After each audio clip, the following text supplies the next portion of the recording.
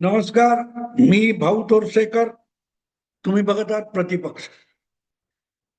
मित्रांनो, तुम्हाला माहिती आहे सध्या एक विषय हा अतिशय खळबळजनक अशा स्वरूपात माध्यमांमध्ये चालतो आणि तो विषय म्हणजे उद्धव ठाकरे आणि एकनाथ शिंदे यांच्यामध्ये शिवसेना हा पक्ष आणि निवडणूक चिन्ह याच्या मालकी हक्काचा खटला जो सुप्रीम कोर्टामध्ये सध्या चालू आहे, म्हणजे सुनावणीला आलेला आहे.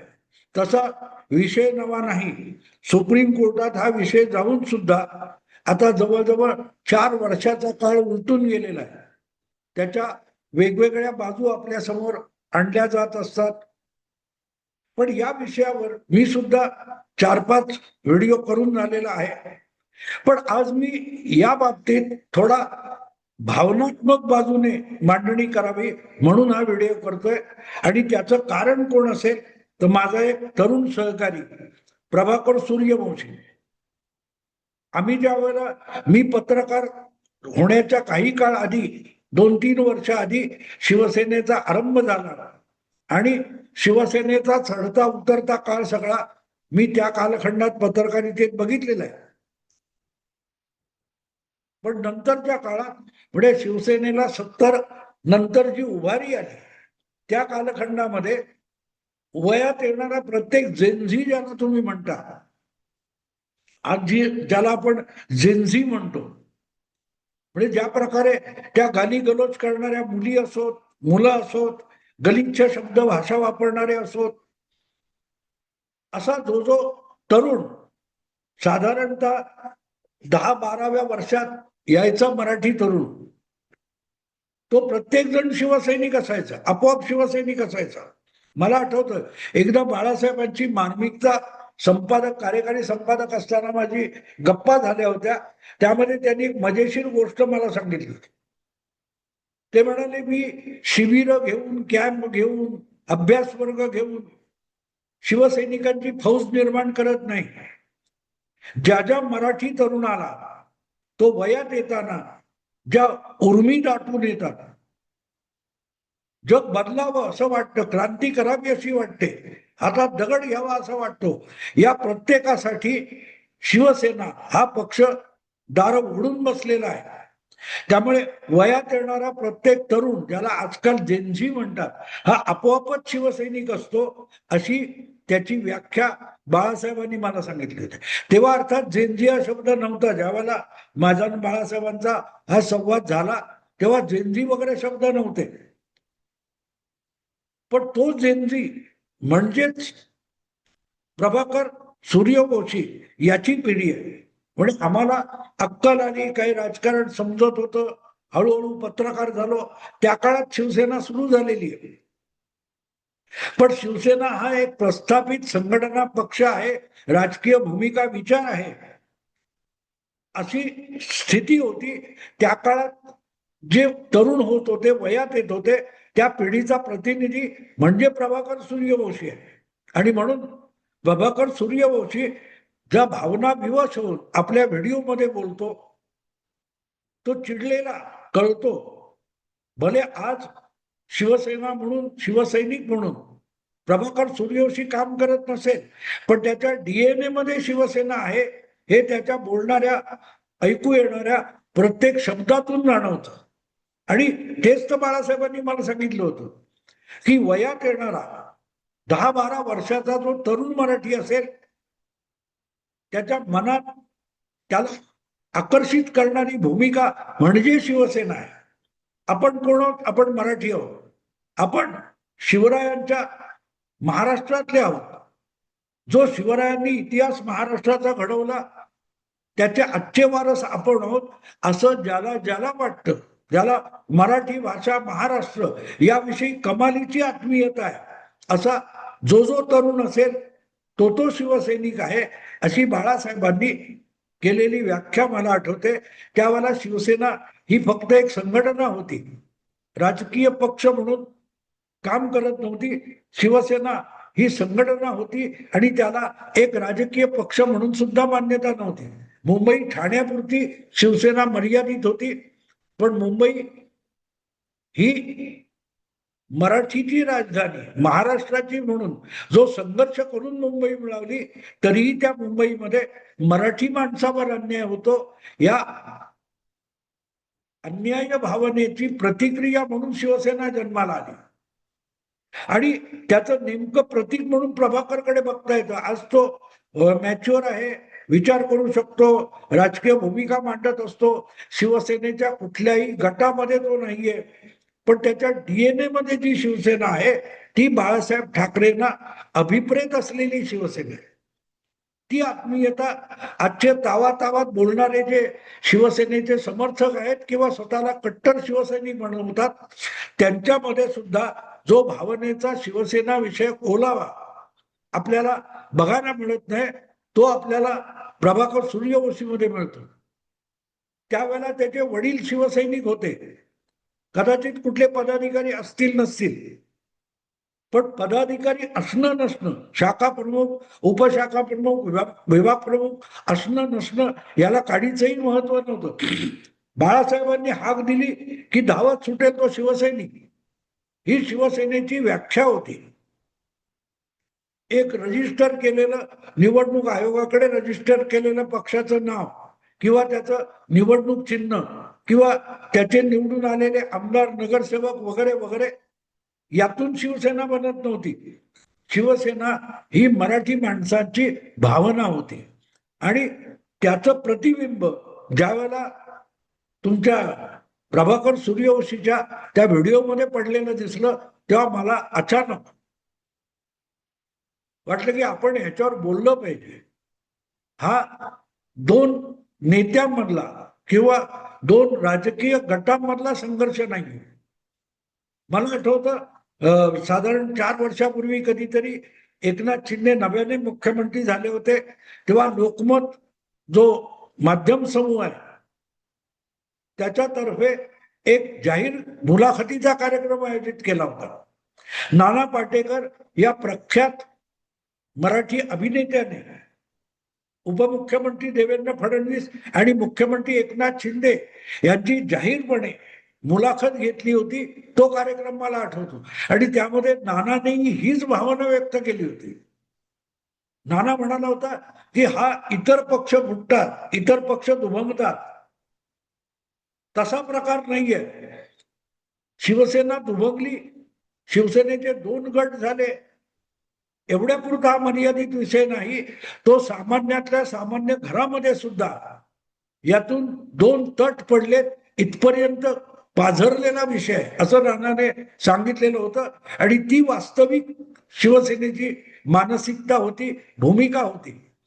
राजकारणामध्ये ज्या तडजोडी होतात, देवाणघेवाण होतात, त्यापेक्षा शिवसैनिक आणि शिवसेनेची भावना ह्या त्यापासून अलिप्त होती. पण दुर्दैव आज असं आहे की हा एक राजकीय प्रॉपर्टीचा विषय होऊन गेलाय. की मालमत्ता कोणाची, शिवसेना हे नाव कोणाचं, शिवसेनेचं निवडणूक चिन्ह धनुष्यबाण, यावर मालकी कोणाची, यावरून हा विषय टोकाला गेलेला आहे, सुप्रीम कोर्टात चालू आहे.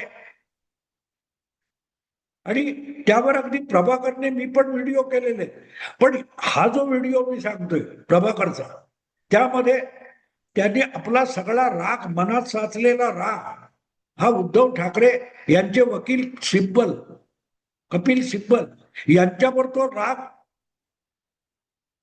बाहेर टाकलेला आहे, ओकलेला आहे. की कोण कपिल सिब्बल लागून गेला की तो युक्तिवाद करताना म्हणतो की जर उद्धव ठाकरेंना चिन्ह आणि नाव देणार नसेल तर शिवसेना हे नाव गोठवून टाका, धनुष्यबाण ही निशाणी गोठवून टाका. हे गोठवून टाका म्हणणारा कपिल सिब्बल कोण, असा सवाल त्या व्हिडिओमध्ये प्रभाकर सूर्यवंशी विचारतो. याला महत्व आहे. ती शिवसेनेची, शिवसैनिकाची अंतर्मनातून, अंतरात्म्यापासून आलेली भावना आहे, आलेली शब्द आहे. ही कोण कपिल सिब्बल, तो भडक नावाजलेला वकील असेल, तो उद्धव ठाकरेंचा वकील असेल किंवा एकनाथ शिंदेचा वकील असेल, पण शिवसेना ही भावना आहे. ती भावना गोठवून टाका. थंड्या बस्त्यामध्ये टाका, हे सांगणारा कपिल सिब्बल कोण? आणि त्याला आपला वकील करून केस लढवणारे उद्धव ठाकरे कोण? हा जो प्रक्षोभ आहे प्रभाकरच्या मनातला, तो खऱ्याखुऱ्या शिवसैनिकाचा प्रक्षोभ आहे. कदाचित ज्याला डीएनए म्हणतात, तो प्रभाकरचा शिवसैनिक म्हणून असलेला डीएनए या व्हिडिओतून बाहेर आलेला आहे. कोण लागून गेला? हे जे आहे हे मला खूप आवडलं होतं. कारण मी पत्रकार झालो किंवा मला राजकीय समज यायला लागली, तो सगळा शिवसेनेचा कार्यकाळ आहे स्थापनेपासूनचा. 66 मधली शिवसेना ही अधिकृतरित्या एक राज्यस्तरीय पक्ष म्हणून मान्यता मिळायला 1990 साल उजाडलं. 24 वर्ष गेली.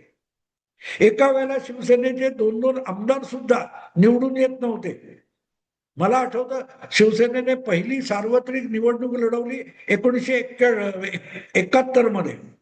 2 जागा लढवल्या होत्या, मध्य दक्षिण, मध्य उत्तर.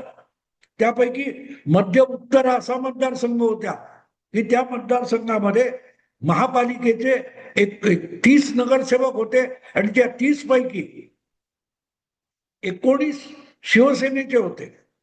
पण त्याच मध्य उत्तर मतदारसंघामध्ये मनोहर जोशी शिवसेना उमेदवार म्हणून 1 लाखाच्या मताधिक्याने पराभूत झाले होते. जो मराठी माणूस शिवसेनेचे इतके भरमसाठ नगरसेवक निवडून देत होता, तोच लोकसभेला, विधानसभेला शिवसेनेला पराभूत करत होता. पण परत परत महापालिकेच्या निवडणुका, गल्ली बोळ्यातल्या निवडणुका, यामध्ये मुंबई, ठाणे, कल्याण हा सगळा परिसर घेतला तर तुम्हाला शिवसेनेचा विजय झालेला दिसेल. कारण ती भावना होती, ते राजकारण नव्हतं. ते राजकारण नव्हतं. 1990 पर्यंत तब्बल 24 वर्षामध्ये 1972, 1978, 1980, 1985 अशा 4 विधानसभा निवडणुका झाल्या. आणि या 4 विधानसभा निवडणुकांमध्ये शिवसेनेला मुंबईतून फक्त 2 आमदार वेगवेगळ्या वेळेला निवडून आणता आले. 72 मध्ये नवलकर आणि 85 मध्ये छगन भुजबळ. अन्यथा सार्वत्रिक निवडणुकीत सुद्धा मुंबईकर शिवसेनेला आमदार देत नव्हता. पण तरी शिवसेना ही मुंबईकर मराठी माणसाच्या जीवाभावाची गोष्ट होती आणि त्याचं प्रतिबिंब प्रभाकर सूर्यवंशीच्या त्या व्हिडिओमध्ये पडले. आणि त्याचा जो असा संताप आहे की शिवसेना नाव गोठवा, धनुष्यबाण गोठवा, एक सांगणारा कपिल सिब्बल कोण? तो कोणाच्याही वतीने सांगत असेल, पण तरी गोठवा हे शब्द शिवसेनेला लागू होत नाही. ही जी भावना आहे ते ऐकल्यानंतर मला एक फार गाजलेलं जगातलं नाटक आठवलं, जे मुळात जर्मन नाटक आहे. कॉकेशियन चॉक सर्कल जर्मन नाटक आहे. त्याचं इंग्रजी वगैरे अनेक भाषांमध्ये भाषांतर झालं. जगभर ते गाजलेलं नाटक आहे. मराठीमध्ये सुद्धा प्रसिद्ध सिद्धार्थ लेखक चिंतन खानोलकर यांनी त्याचं भाषांतर केलेलं होतं, रूपांतर केलेलं होतं. त्याचं नाव गाजलं होतं, ते नाटक गाजलं होतं. जगभर त्या मराठी नाटकाचे सुद्धा प्रयोग झाले. अजब न्याय वर्तुळाचा एक जर्मन लोककथा आहे. त्या लोककथेच्या आशयाभोवती विणलेलं हे नाटक आहे. ती लोककथा अशी आहे की 2 बायकांमध्ये, एका काय टोळी किंवा जमाव असतो, त्यामध्ये 2 बायकांमध्ये एका मुलावरून भांडण होतं की दोन्ही बायका म्हणतात की मीच याची जन्मदाती आई आहे. आणि आता करायचं काय? दोन्हीकडून दावाने दावे केले जातात, वेगवेगळे पुरावे आणले जातात. आणि तिथे बसलेला जो निवाडा करायला बसलेला न्यायमूर्ती आहे, त्याचं पण डोकं चालत नाही की कोणाला खरं मानायचं,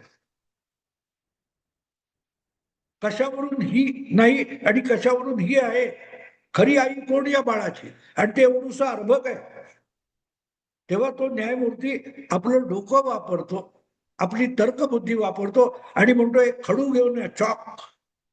आणि तो मध्ये एक गोल खडून एक सर्कल काढतो, वर्तुळ काढतो, चॉक सर्कल, आणि म्हणतो आता ते बालक आहे ते आणून या वर्तुळात ठेवा.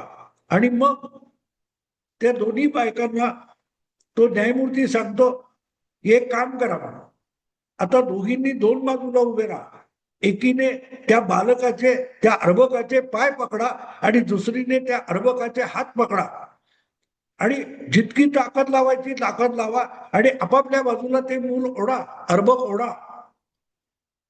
ज्याच्या वाट्याला जेवढं अर्भक येईल ते त्याचं, तुझं असेल तेवढं तुला मिळेल, तिचं असेल तेवढं तिला मिळेल. आणि ज्या बायका उभ्या राहतात, ओरडायला लागतात. ते मूल या वेदनांनी आक्रोश करतं, आकांत करतं. कारण शेवटी त्याच्या शरीराला दोन बाजूने ओढाताण झालेली असते. अखेरीस एक बाई त्यातली त्या मुलाचे हात धरलेले असतात, ते सोडून देते की राहून दे बाबा, तिच्याकडे जाऊ दे. तेव्हा तो न्यायमूर्ती हात सोडून देणाऱ्या त्या बाईला बोलवतो आणि विचारतो, तू का हात सोडलेस? तेव्हा ती सांगते, मी या मुलाची खरी आई आहे, त्याचा आकांत मला सहन झाला नाही, त्याचा आक्रोश मला सहन झाला नाही, त्याच्या वेदना मला बघवत नव्हत्या. मूल माझ्याकडे असो किंवा आणि कोणाकडे असो, पण ते सुखरूप राहिलं पाहिजे, ते सुदृढ राहिलं पाहिजे, ते निरोगी राहिलं पाहिजे, ते मेलं नाही पाहिजे. त्या मुलाचा तुकडा मला नकोय. माझ्याकडे नसलं तरी ते अखंड मूल, सुरक्षित मूल राहावं, ते कोणाकडेही राहावं, पण त्यांनी मरू नये असं मला वाटलं, म्हणून मी हात सोडून दिले. तेव्हा तो न्यायमूर्ती म्हणतो, ही खरी आई आहे. आई ही ममतेचं लक्षण असतं, आस्था, आपुलकी, मायेचं प्रतीक असतं. ज्या आईने त्या मुलाचा आक्रोश सहन होत नाही, त्याच्या वेदना असह्य वाटतात आणि ते जिवंत राहावं, आपल्याकडे नसलं तरी चालेल म्हणून हात सोडले होते, ती त्याची खरी आई आहे, असा तो निर्वाळा तो न्यायमूर्ती देतो. हे मला एवढ्यासाठी आठवलं की आज जो सुप्रीम कोर्टामध्ये खटला चालू आहे, त्यामध्ये दावे प्रतिदावे खूप केले जातात की ज्याच्याकडे जेवढं येईल तेवढं ओढून घ्या. पण शिवसेना नावाचं ते अर्भक, ती भावना आक्रंदन करते आहे, टाहो फोडून रडते आहे, आकांत करते आहे, ते कोणाला ऐकू येत नाही का? जे स्वतःला खरेखुरे शिवसैनिक मानतात, जे स्वतःला बाळासाहेबांचे खरे पाईक मानतात, बाळासाहेबांच्या त्या भावनेसाठी आपण आपलं सगळं समर्पण करायला पुढे आलो असं ज्यांना वाटतं, त्यापैकी कोणालाही त्या शिवसेना नावाच्या भावनेचं आक्रंदन ऐकू येत नाहीये.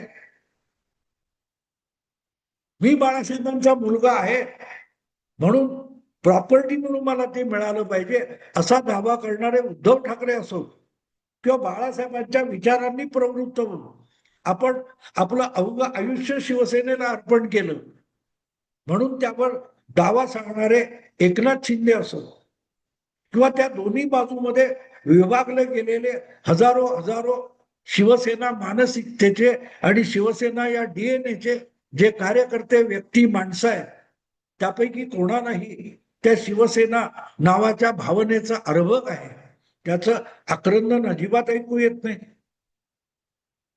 मी सुद्धा या विषयावर बरेच व्हिडिओ केले, पण प्रभाकर सूर्यवंशीच्या त्या सगळ्या व्हिडिओ मधलं जे आक्रंदन आहे ते मला पहिल्यांदा ऐकू आलं आणि म्हणून मला असं वाटलं की खरंच राजकारण हा व्यवहार असेल, निवडणुका हा व्यवहार असेल, पण ज्या भावनेने शिवसेनेची स्थापना झाली, ती वारसा आला तिला, तो एक पक्ष झाला, त्यात जी भावना होती, हजारो हजारो लाखो लोकांची भावना होती, त्याची कदर कोणाला तरी आहे का? आणि नसेल तर कपिल सिब्बल म्हणजे लिलावाला उभा राहिलेला एक सौदागर आहे. जसं ते आपण लिलाव बघतो, अमुक तमुक 2001, 2003, अरे 2500, 3000, 3001 असा तो लिलाव करणारा बोलतो, त्यापेक्षा कपिल सिब्बल वेगळा नाहीये. शिवसेना नाव गोठवा, धनुष्यबाण गोठवा असं तो म्हणतो, तेव्हा खरा शिवसैनिक आक्रंदन करून उभा राहिला, जो आज शिवसेनेमध्ये ऍक्टिव्ह कार्यकर्ता सुद्धा नाही. प्रभाकर, तुझं अभिनंदन करून थांबतो. आणि म्हणून या विषयाला शीर्षक दिलं, अजब न्याय वर्तुळाचा धनुष्यबाण कोणाचा. मित्रांनो, तुम्ही आपापलं ठरवा. मला जे वाटलं ते मी सांगितलं. आवडलं लाईक करा, शेअर करा आणि प्रतिपक्षाला सबस्क्राईब करा. नमस्कार.